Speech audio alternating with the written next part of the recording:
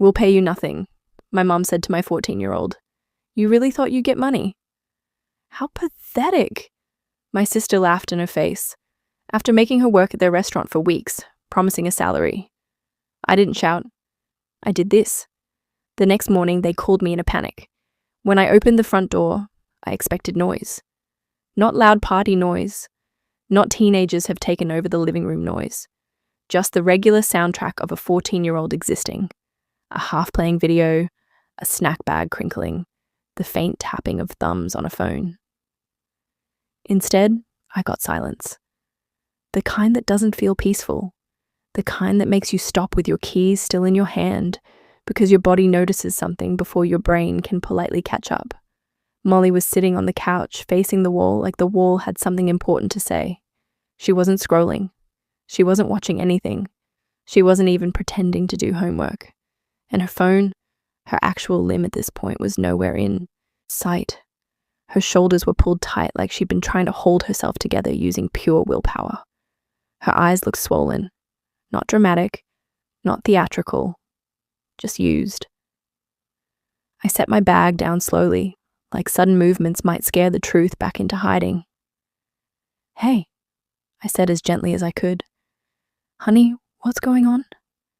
Molly blinked like she'd forgotten she had to function in a world with people.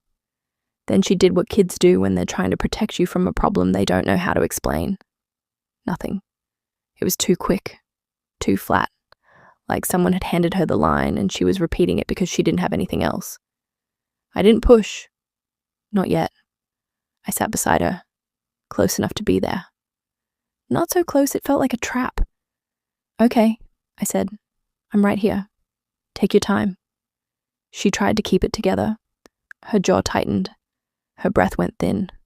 Her eyes shone again. Then it broke through anyway. Her face crumpled and the words spilled out like they'd been trapped inside her. They said, "They're not going to pay me." The sentence hit me wrong. Not because I didn't understand the words, because my brain refused to believe they could be arranged like that and still be real. "Not pay you?" I repeated carefully, like the phrase might change if I said it slower. "What do you mean not pay you?" Molly swallowed, eyes fixed on her hands. "Grandma," she said, voice breaking, "and Aunt Belle." My stomach dropped. Not in the "I didn't know you were working their" way. I knew. Of course I knew. It had been part of the first month of summer break. The schedule, the shifts, the proud little "I've got this mom" energy Molly had been carrying around. But they're not going to pay me. Didn't fit into reality. Not the reality I lived in. Not with family. Not with a kid. "They're just late," I said automatically. "Right," they said later. Molly's head shook, small and hopeless. She took a breath like she'd been rehearsing this part. Like she'd been trying to find a version that would hurt less. "No, I asked last week and they said later. And then I asked again and they said later. And then today I asked again. Today was payday." I said more to myself than to her. "End of the month." Molly nodded. "I went to them after my shift." She continued. "I just asked that if they had time, like if they could pay me." She said it in the tone of someone who had tried very hard to do it the right way. Polite, calm, not demanding, just normal. And then Molly's mouth tightened. Her eyes filled again. "Grandma laughed," she said. "I felt something inside my chest go cold." She laughed. Molly repeated like she still couldn't believe it either. And she said, "We'll pay you nothing." My throat tightened so fast, it was like my body was trying to stop me from speaking, like it knew what was coming. "And Belle was there," Molly added. And she said, "You really thought we'd pay you?" How pathetic. The words landed like slaps, not just because they were cruel, but because they were casual. Like it was fun, like Molly's hope had been a joke they were waiting to tell. Molly stared at her hands again. "They said I was family," she whispered, "that I was just helping." "But you worked there full-time for a month?" "Yes, I know. But she said that family doesn't get paid for helping." Her voice wobbled. The humiliation was eating her alive. And then she said quieter, "They said my work wasn't even good. That part was the worst. Not the money, not even the stealing. the dismantling. The way they took something she'd been proud of and made it feel embarrassing. I could feel my pulse in my ears. I could feel my hands wanting to do something. Slam a table, throw a plate, call someone, and let all the anger out. But I didn't want Molly to see me explode. She'd already been laughed at. She didn't need chaos on top of it. So I forced my voice to stay steady. Did they say anything else? Molly hesitated like she didn't want to repeat it, like saying it would make it true all over again. They said we didn't have a written contract, she said. Like that meant I was stupid for thinking they'd pay me. My mouth went dry. There are moments when you learn something about the people who raised you that you wish you could unlearn. Like finding out a childhood photo is fake. Like realizing a familiar voice is capable of saying things you thought only strangers could say. I picked up my phone. Okay, I said, voice still calm. I'm going to call Grandma. Molly's eyes snapped up. Fear flashed there. Mum, I'm not yelling, I promised. Even though my whole body wanted to become a siren, I just need to hear it from her. I hit call. It rang twice. Mum answered like nothing had happened, like she hadn't just taken a child's labor and turned it into a punchline. Hello, Mom, I said carefully. Molly says you told her you won't pay her. A pause, a tiny, almost amused one. Oh, Mom said. She told you. My stomach turned. So it's true, I said. Yes, Mom replied like she was discussing the weather. We're not paying her. I stared at the wall across from me, the same wall Molly had been staring at when I came in, and I understood why she'd looked like she'd been hollowed out. But you promised her, I said, voice tightening. You told her she'd be paid. Mom made a sound, something between a scoff and a laugh. That was obviously a joke. She said she's family. She was helping. She was working. I said full shifts for weeks.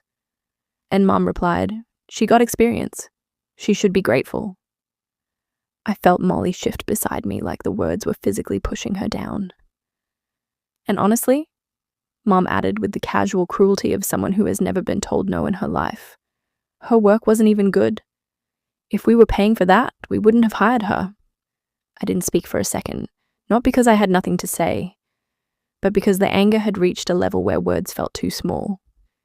Then Mom delivered the final little knife like she was proud of it. We didn't have a contract, she said. So what exactly do you think you can do? Molly made a sound that wasn't quite a sob and wasn't quite a breath. That sound did something to me. It didn't make me louder. It made me still. I ended the call. I turned to Molly. Her face was blotchy. Her eyes were wide. She looked like she wanted to disappear into the couch cushions and never come out. I pulled her into me. She shook. She cried. Not dramatic crying. The kind where you try to stop and you can't because your body is leaking the shock out of you. I held her tight. I'm so sorry, I whispered into her hair. I'm so sorry they did that to you. Molly sniffed. I thought I did something wrong. No, I said firm. You did your job. You did exactly what you were supposed to do. They did something wrong, she hiccuped again. They laughed at me, she whispered. I know, I said. I know. And you didn't deserve that. Not for 1 second. I didn't shout. I didn't call them back. I didn't pace the room like a storm. I kept my voice steady because Molly needed steady. But inside me, something had clicked into place. Soon, I would do something that made them regret everything. And the next morning, my mum would call me in a panic. People like to imagine situations like this come out of nowhere, like a normal family just suddenly wakes up one day and decides as a fun activity to steal from a child. But when I looked back, really looked back, it didn't feel random. It felt like the final scene in a story that had been playing since I was small. I was 3 years younger than my sister Belle, which might not sound like much, but in my house it meant everything. Belle was the sun, and me, I was furniture, decorative, useful, quiet. When we were kids, Belle would pick an interest and the entire household would rearrange itself around it like it was a royal decree. Dance lessons, a new sport, some club she joined because it sounded impressive, a hobby she suddenly decided was her passion. Mum and Dad would throw themselves into it with the energy of people launching a sickie rocket. They'd drive her to practice, pay for private lessons, buy the special equipment, sit in the front row, clap like she'd just cured something. And me? I clapped too. That was my role. I was the supporting cast, the one who smiled, the one who did chores because Belle was too busy. She has practice, Mom would say, as if practice was a medical condition. Just help out. Your sister has so much on her plate, Dad would add, as if the plate was full of diamonds. So I helped out. I washed dishes, folded laundry, took care of the little things so Belle could keep being important. And here's the part that messes with you. They weren't always cruel about it. They didn't have to be. They just treated Belle like her life mattered more, like her dreams were family dreams, like her wants were the household's oxygen. By the time we were adults, the dynamic didn't disappear. It matured like a fine wine. If the wine is favoritism and it tastes like resentment. Belle married, had 2 kids, Mason and Harper, around the same age Molly is now. And I watched something weird happen. The favoritism became a family heirloom. Mum and Dad would talk about Mason and Harper like they were tiny celebrities. They worried about their future. They set money aside. They spoke about them with this soft, glowing pride. Meanwhile, when Molly came up, the conversation shifted. Not mean exactly, more like instructional. Molly needs to learn work ethic, Mum would say, as if my child had been born lazy and needed a lecture to survive. It's good for her to work hard, Dad would say. Like Joy was suspicious and should be kept under control. Love was not poured on Molly the way it was poured on Belle's kids. Love was rationed. Approval was conditional. Lectures were free. Then a few years ago, Belle decided her dream was to own a restaurant. Not I've always wanted this, not I've worked toward this. More like one day she woke up and announced it like she was revealing her destiny, and Mum and Dad acted like this had always been the plan. This is Belle's dream, Mum said, misty-eyed. She's always wanted this. Dad agreed, even though I was fairly certain Belle's biggest dream 2 years earlier had been not having to wait in line for brunch.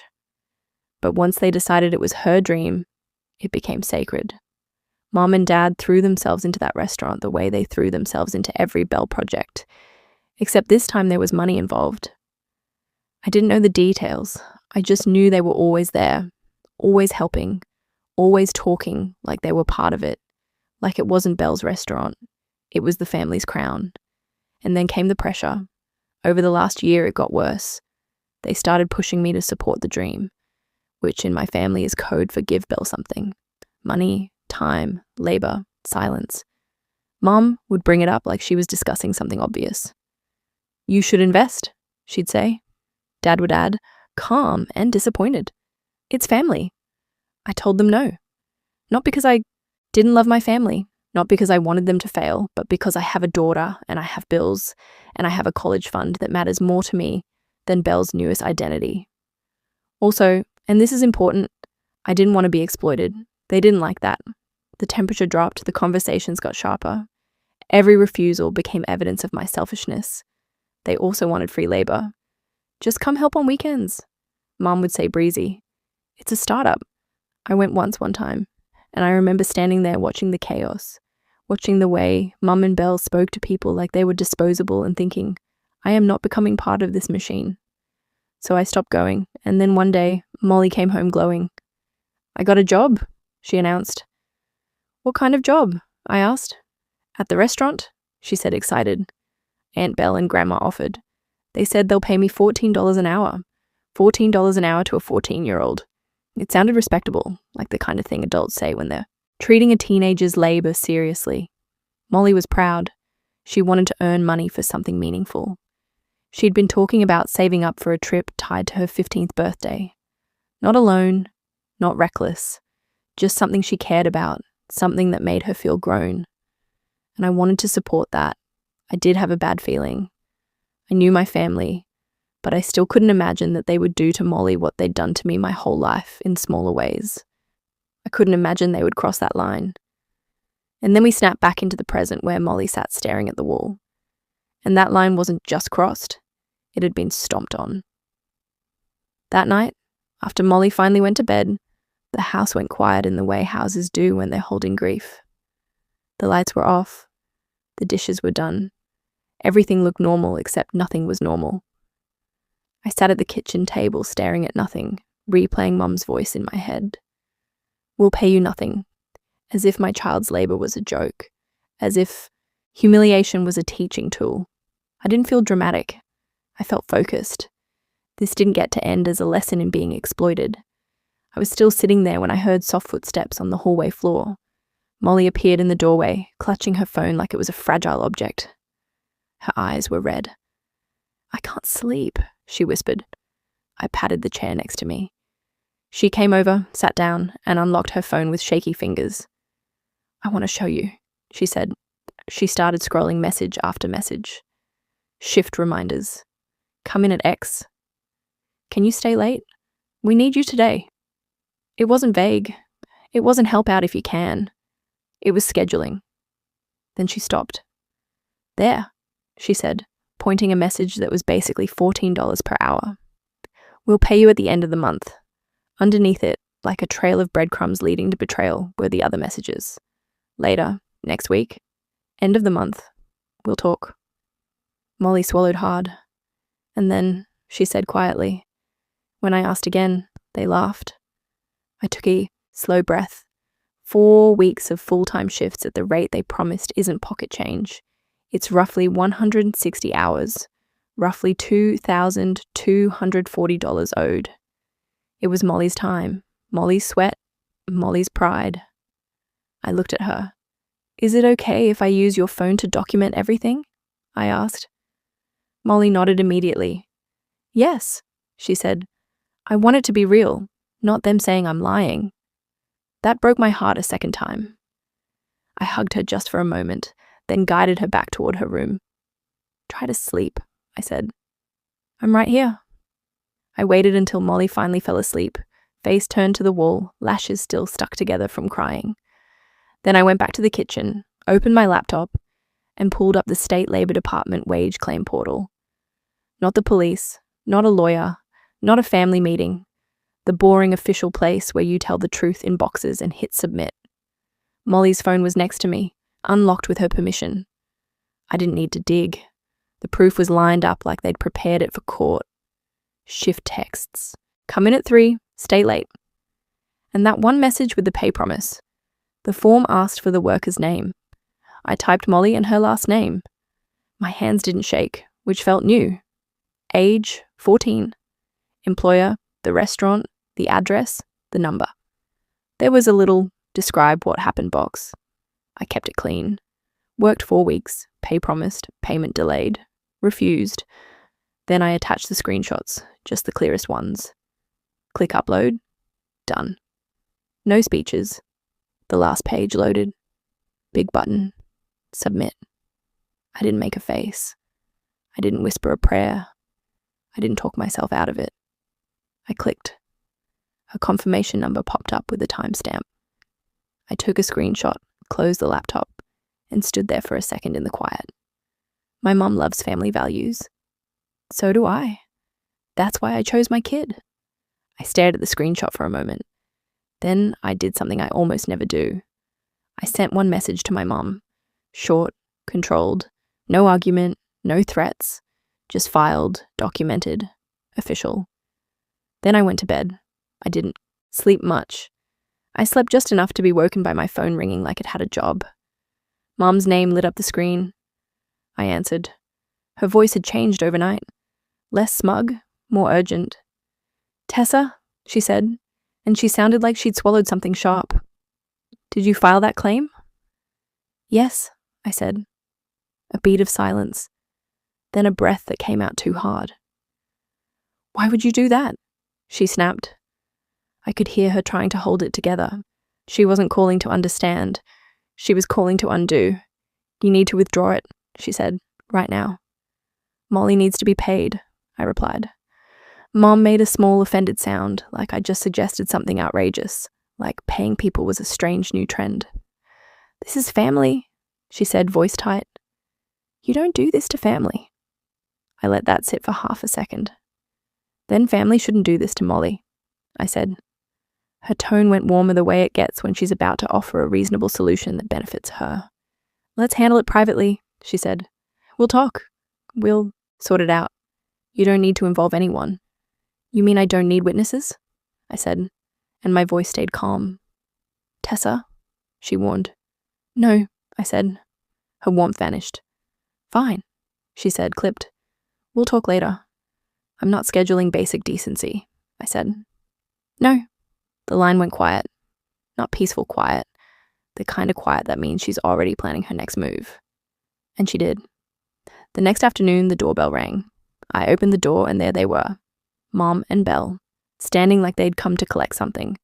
Mom had that tight smile she uses when she wants to look like the reasonable one in a story she's about to rewrite. We need to talk, she said, stepping forward like my porch belonged to her. We already did, I replied. You told Molly you'd pay her nothing.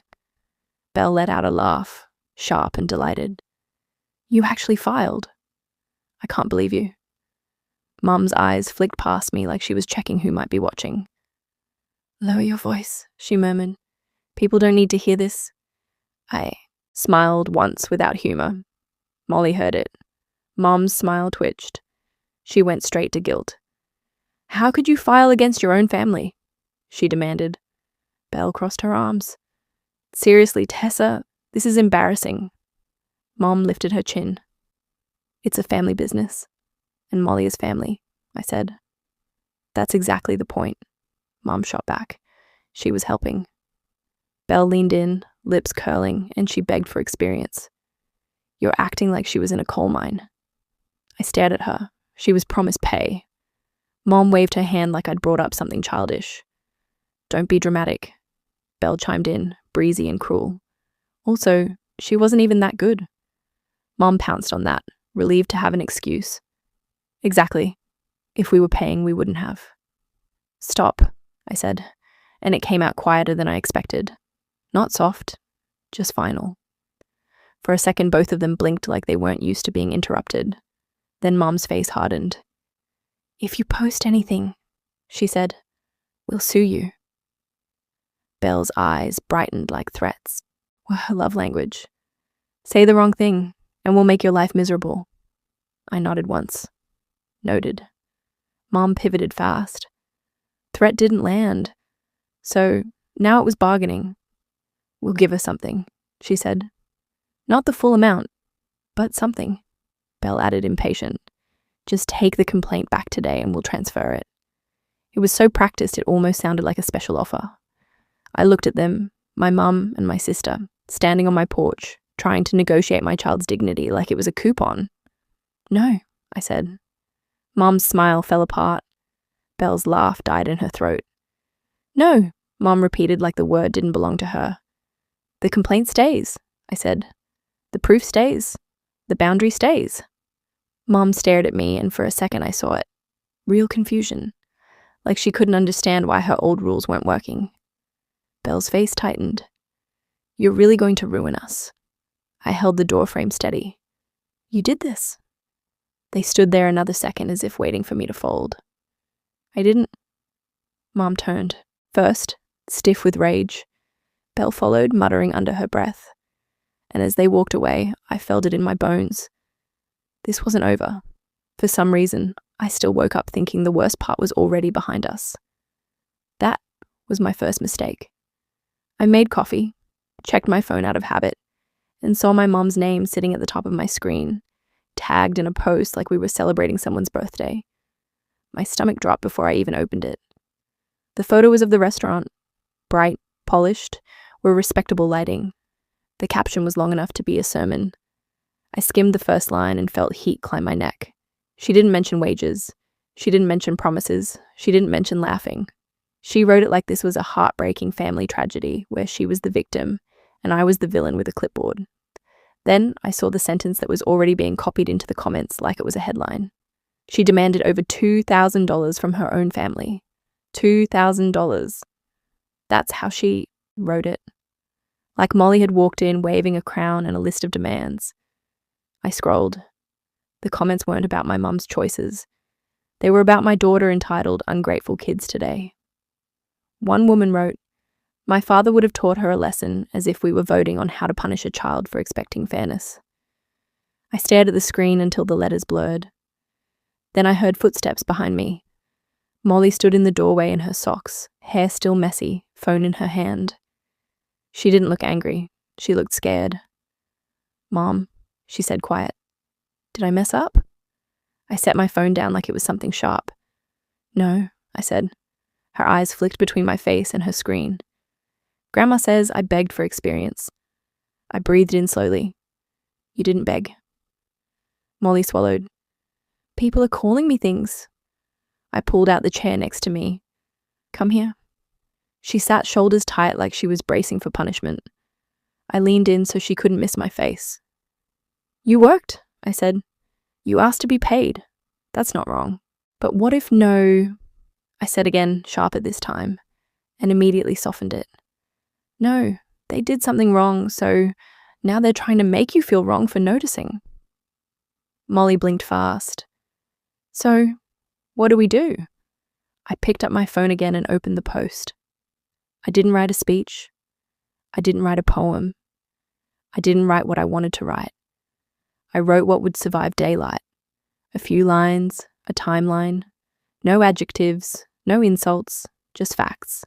I attached 2 screenshots, one scheduling her like staff, one stating the pay, then the complaint confirmation number, ugly and official. At the end, 1 line. "Molly is 14, I hit post." Then I put my phone face down and stood up to stir the eggs like I was a woman who had not just declared war at breakfast. Molly watched me like she expected lightning to strike. "Are you okay?" she asked. "I'm fine," I said. "I'm just annoyed." "Annoyed?" "Yes," I said, flipping an egg with more force than necessary. "I hate paperwork. They made me do paperwork." That got a tiny sound out of her. Almost a laugh. Almost a breath. By afternoon, the messages started. Not public ones, private ones. The kind that start with, "Hi, I don't want to get involved." But most were relatives. A few were people I barely knew. And then a message came in from a name I didn't recognize. "Hannah, I worked at the restaurant. Can we talk somewhere? Not online." I stared at it for a long second. My first thought was, today is already full. My second thought was, people don't write like that unless they're nervous. "So?" I replied, "Yes." "Where?" We met 2 days later at a cafe across town. Midday, ordinary, full of people minding their own business. Hannah arrived like she was late to something important. Quick steps, tense shoulders, eyes scanning. She sat down, didn't touch her drink, and started with, "Thank you for meeting me." "Of course," I said. "Are you okay?" She let out a breath. "Not really." She looked at her hands. "I saw your mum's post." I nodded, and I saw what people were saying. "About your daughter," she added, jaw tight. It made me sick. I didn't say anything. I just waited. Hannah glanced up. "I know it's your family." It wasn't a question. It was a warning. "Yes," I said. Unfortunately, she almost smiled. Almost. Then she leaned forward and dropped it quietly like she was placing a weight on the table. "The staff are filing a complaint together." I blinked. "Together." Hannah nodded once. "A group, current and former." My stomach flipped. She kept going quick now, like she was afraid she'd lose her nerve. "Hours get shaved. People get told to stay late and then it's not on the check. Tips get weird. Nobody wants to push back because your mom runs that place like it's a kingdom." I felt my mouth go dry. Hannah's voice softened, and I saw how they treated Molly. I looked up fast. Hannah's voice stayed low, like she still didn't feel safe saying it out loud. "They didn't just not pay her," she said. "They used her. The dirtiest jobs, trash, sticky floors, bathrooms when the line was out the door. And if she looked tired, my sister would laugh and say, 'Welcome to the real world.'" Hannah exhaled. She wasn't allowed to complain. If she asked for a break, they'd act like she was being dramatic. Then Hannah looked straight at me. Molly's a minor. If you're willing, we want her experience included with you as her guardian. The cafe suddenly felt too bright. I sat back. So, you want me to join? Hannah nodded. Yes. I stared at her. That's a lot. I know, she said quietly. But this is bigger than one paycheck. I thought of my mum's face on my porch, thought of Belle laughing, thought of Molly asking me if she'd ruined the family.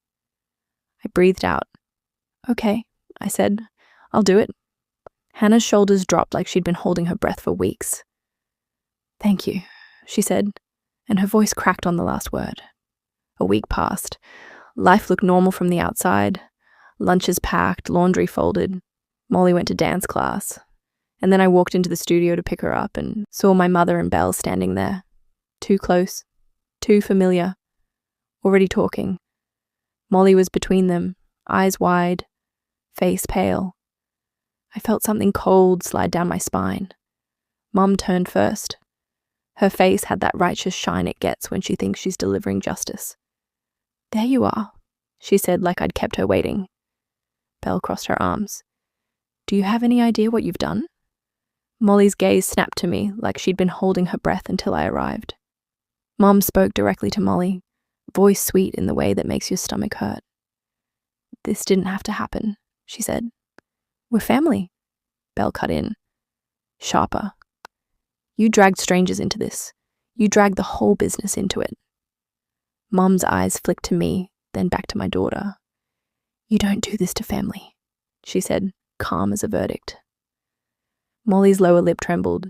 She looked like she was trying to figure out if she should apologize for existing. I stepped forward and put myself between them and my child. Stop, I said. Mom blinked, offended. We're talking. No, I said, taking Molly's hand. You're cornering her. Belle scoffed. Oh, please. Molly's fingers tightened around mine like she was grabbing onto a railing. I looked at my mum. You don't get access to her, I said. Not like this.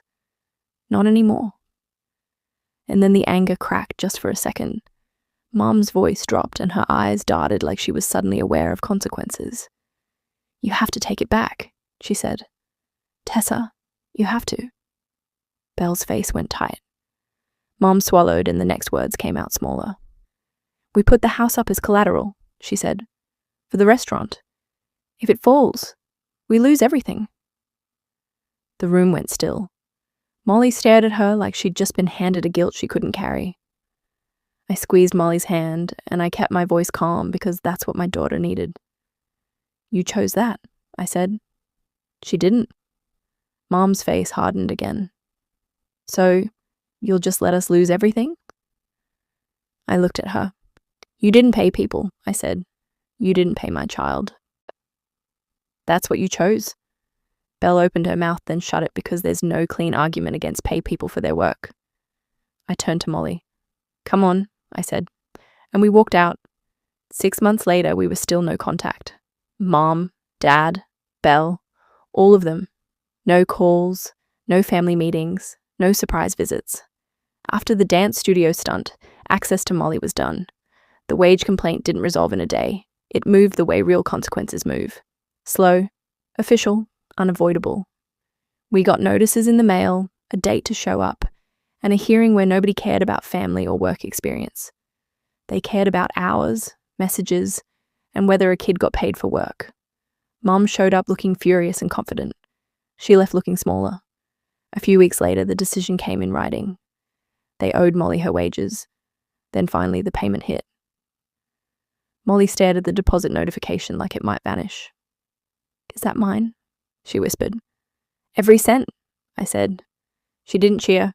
She just exhaled like her body had been holding its breath for months. Then she smiled, small, satisfied, and quietly moved money into her trip fund, like it was the most normal thing in the world to be paid for your work. After that, things kept unraveling on their side. In our town, the story spread. People don't like employers who stiff workers, and they really don't like adults who do it to a 14-year-old. Staff complaints stacked. Employees quit. Customers stopped showing up. About a year after all of it started, I heard through relatives that my parents had sold their house. They'd tied it to the restaurant, borrowed against it to keep Belle's dream alive, and when the business failed, the debt didn't. Molly asked me once, "Did we go too far?" "We told the truth," I said. "They chose the rest." Life got quieter after that.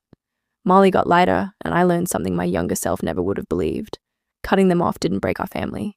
It finally protected it. So tell me, did I go too far or not far enough? Let me know in the comments and subscribe for